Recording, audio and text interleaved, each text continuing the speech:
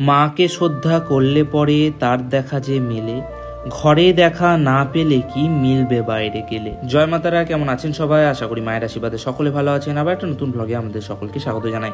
আজকের ব্লগটা শুরু হচ্ছে সকাল 7টার সময়। আজ সকালে সুরজিৎ দা তার পরিবারের সাথে মায়ের কাছে পুজো দেওয়ার জন্য এসছে। এখন মন্দিরে মানুষের সমাগম রয়েছে, তবে খুব একটা বেশি নয়। আপনাদেরকে প্রথমেই মায়ের দর্শন করাই। আর এই হচ্ছে আমাদের জগৎ জননী, আনন্দময়ী, শিলাময়ী মা উগ্রতারা। মায়ের ভালোভাবে দর্শন করুন, নিজেদের মনের কামনা বাসনা মায়ের কাছে জানান।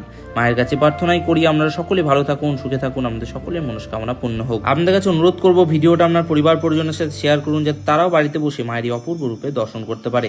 এই হচ্ছে সুরজিৎ দা ও তার পরিবারের সদস্যরা। এছাড়াও এই দাদা তার পরিবারের সাথে মায়ের কাছে পুজো দেওয়ার জন্য এসেছে। খুব সুন্দরভাবে তাদের দর্শন এবং পুজো হলো। আপনাদেরকে জানিয়ে রাখি, 3 আগস্ট মায়ের শ্রাবণী অমাবস্যা রয়েছে। এই বিশেষ দিনে যে সমস্ত ভক্তরা অনলাইনের মাধ্যমে মায়ের কাছে পুজো পাঠাতে চান, তারা ইনবক্সের মাধ্যমে যোগাযোগ করতে পারেন।